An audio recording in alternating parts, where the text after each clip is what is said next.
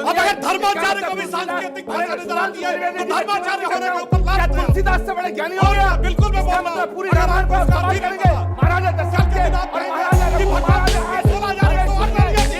शर्मानी चाहिए आपको, धर्माचार्य हो गए प्रधानमंत्री बात करते हैं वाहियात पड़ेगी बात। रामायण को आप कल के दिन आप कहेंगे भगवान तुलसीदास पूरी भारत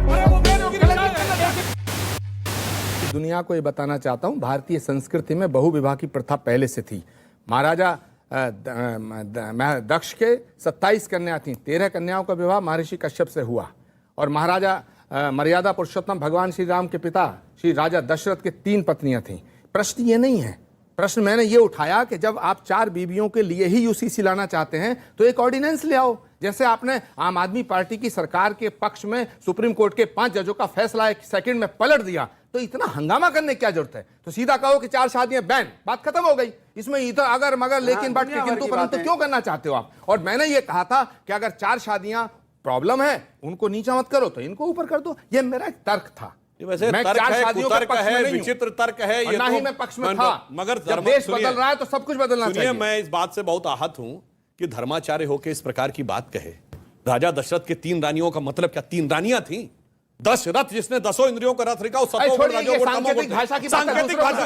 अब अगर धर्माचार्य को भी सांकेतिक भाषा नजर आती है तो धर्माचार्य होने के ऊपर लानत है। तुलसीदास से बड़े ज्ञानी हो गया। बिल्कुल मैं बोल रहा हूं, पूरी रामायण को सवाल करेंगे महाराजा दशरथ के और महाराजा रघु महाराजा 16,000 शर्मानी चाहिए आपको, धर्माचार्य हो गए चाहिए प्रधानमंत्री बात करते हैं शर्मानी वाहियात पड़ेगी बात। आप रामायण को आप कल के दिन आप कहेंगे भगवान तुलसीदास को चुनौती देते हैं पूरी भारत की संस्कृति को कलंकित करना चाहते हैं। क्या बात करते हैं? पुराण कहता है, उपनिषद कहता है, वेद कहता है, कैसी बातें करते हैं? कैसी बातें करते हैं? चलिए पूरी रामायण के रथ हो गए। महाराजा दशरथ के 3 रानियां थी, कौशल से कौशल्या, कैकेयी से कैकेयी और सुमित्रा। क्या उन्हें आप चुनौती देना चाहते हैं? बताइए 3 ही क्यों थी, 2 या 4 क्यों नहीं? बोलिए धर्माचार्य हो तो बोलो, मैं जवाब दूंगा। बोलिए 3 ही क्यों थी? डिबेट हो रही है, डिबेट हो रही है, डिबेट हो रही है। धर्माचार्य हो गए, उल्टी सीधी बात रामायण के खिलाफ बोल रहे हैं, रामायण के खिलाफ बोल रहे हैं, आप रामायण के खिलाफ बोल रहे हैं, रामायण के खिलाफ बोल रहे हैं, आप रामायण के खिलाफ बोल रहे हैं, आप रामायण के खिलाफ बोल रहे हैं, भगवान राम ने पुराणों के खिलाफ बोल रहे हैं, आप बोल रहे हैं बेकार की बात करते हैं। बताइए 3 थी, 2 या 4 क्यों नहीं? अब सुनिए भगवान के आप रामायण के खिलाफ बोल रहे हैं, आप रामायण के खिलाफ बोल रहे हैं, आप इतिहास को बदलना चाहते हैं, पुराणों को बदलना चाहते हैं। एक करके ओके। चलिए राम का अर्थ बताइए, दशरथ का, सुमित्रा का अर्थ बताइए, कौशल्या का अर्थ बताइए। बोलिए कौशल्या का क्या अर्थ है? वो कौशल्या क्या है, सुमित्रा क्या है, तुम बताओ। क्या है? राजा दशरथ और सुनिए सुमित्रा का 2 बेटे क्यों है? अगर धर्म का पहले बताओ सुधांशु तो जी, बकवास पहले बकवास मत करिए सुधांशु जी। बकवास आप कर रहे हैं। आप सीमा में रहिए, आप सीमा आप में रहिए। सीमाओं में कह रहे रहिए। थी, और और कमाल थी, आप बताओ हिंदू राजा धर्म में दशरथ 3 के साल 3 का पत्नी थी या नहीं थी? अच्छा, ठीक है। राजा दशरथ के 3 अच्छा, पत्नी थी। आप रामायण के खिलाफ बोल रहे हैं। अच्छा ठीक है, कोई रामायण के खिलाफ नहीं बोल रहा, कोई किसी धर्म के खिलाफ नहीं बोल रहा। मेरा निवेदन है शांति रखिए और एक एक करके अपनी बात को रखिए। आप दोनों मेरे सम्मानित मेहमान हैं, तो पता नहीं क्या वरिष्ठ हैं, उलझुल बातें करने लगे कि 4 बीवियां रख दो, फिर कहने लगे भारतीय संस्कृति में होता था, कुछ भी आए बाय साहब बोलने लगते हैं। धर्माचार्य होकर शर्मानी क्या चाहिए। पुराण में गलत लिखा है? क्या रामायण गलत है? क्या रामायण के सुधांशु जी तुमसे उम्मीद नहीं थी? आप कैसी बात अच्छा कर ठीक रहे हैं? है, लेकिन कई सारे लोगों के पास अच्छा हिंदू धर्म में मर्यादा का प्रतीक कौन है? दशरथ या राम? हिंदू धर्म में मर्यादा का प्रतीक कौन है? दशरथ या राम? बोलो बोलो, मर्यादा पुरुषोत्तम कौन है? दशरथ या राम? राम। तो फिर राम के कितनी पत्नी नहीं? लेकिन क्या करने लगे? मर्यादा पुरुषोत्तम राम थे और उनकी एक ही पत्नी थी। लेकिन मैं फिर कह रहा हूं कि कोई 4 शादियों के किसी भी धर्म में पक्ष में नहीं है। देखिए हमारी मंशा बहुत साफ है। क्या है मंशा? स्वतंत्रता के 75 वर्ष के बाद बहुत से ऐसे ब्रिटिश की गुलामी की मानसिकता के विरासत के बहुत सी चीजें रह गई थी जिन्हें समाप्त करना जरूरी है। और मैं कोट करना चाहता हूं, डॉक्टर अंबेडकर ने 23 नवंबर 1948 को संविधान सभा की डिबेट में जब यह विषय आया तो उन्होंने कहा कि मुझे आश्चर्य है इस बात का कि पूरे देश में एक समान कानून क्यों नहीं हो सकता। और उन्होंने याद दिलाया कि यह मुस्लिम पर्सनल लॉ ब्रिटिश कब लाए? 1939 में। यानी कब यह बात हो रही? 48 की। उन्होंने कहा केवल 10 साल पहले पूरे भारत के सारे मुसलमान, यहां तक कि वो इलाके जो अब पाकिस्तान बांग्लादेश में चले गए, नॉर्थ वेस्ट फ्रंटियर प्रोविंस, सब कॉमन लॉ से गवर्न होते थे। तो यह क्यों नहीं हो सकता? तो यह फूट डालो राज करो की नीति की औपनिवेशिक विरासत को अभी तक लोग ढो रहे हैं और एकात्मता नहीं लाना चाह रहे हैं। इसलिए मैं ये कहना चाहूंगा, हम जानते क्यों लाना चाह रहे हैं? एक पुरानी पंक्ति थी कविता की कि उगा सूर्य कैसा कहो मुक्ति का ये, उजाला करोड़ों घरों में न पहुंचा। उसी की आगे की लाइन है ना, संयम व्यवस्था ना एकात्मता है, भरी है अभी तक मनों में गुलामी। वही राग अंग्रेजियत का पुराना सुनाते बड़े लोग नामी गिरामी। इसीलिए प्रजातंत्र की धार उतरी गगन पे मगर नीर जन सागरों तक न पहुंचा। तो अब मोदी जी के नेतृत्व में प्रजातंत्र की वह धार, वो सबके वो मुक्ति का सूर्य, उसका उजाला क्यों नहीं मुस्लिम आपका बेटियों के एजेंडा पास धार्मिक पहुंचना नहीं है। चाहिए?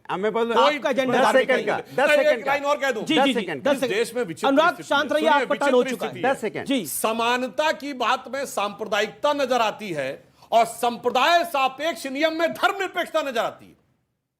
ऐसा विचित्र उदाहरण आपको दुनिया में कहीं देखने को नहीं मिलेगा। मतलब मैं सुधांशु जी से एक्सपेक्ट करती हूँ कि ये अच्छे से इसको आर्टिकुलेट करके बताएंगे कि जो यूसीसी गोवा का है उसमें ये प्रोविजन है कि एक आदमी, एक हिंदू आदमी 2 शादियां कर सकता है अगर महिला को बेटा जो समाजवादी पार्टी के सांसद ने बोला उससे सहमत हैं आप? नहीं, आप मत घुमाइए ना। गोवा में इनकी सरकार है तो ये यूसीसी मॉडल कहता है। ये कह रहे हैं कि उत्तराखंड वाला यूसीसी ब्लूप्रिंट होगा जो अभी तक जारी नहीं हुआ, इसलिए चर्चा मुश्किल है।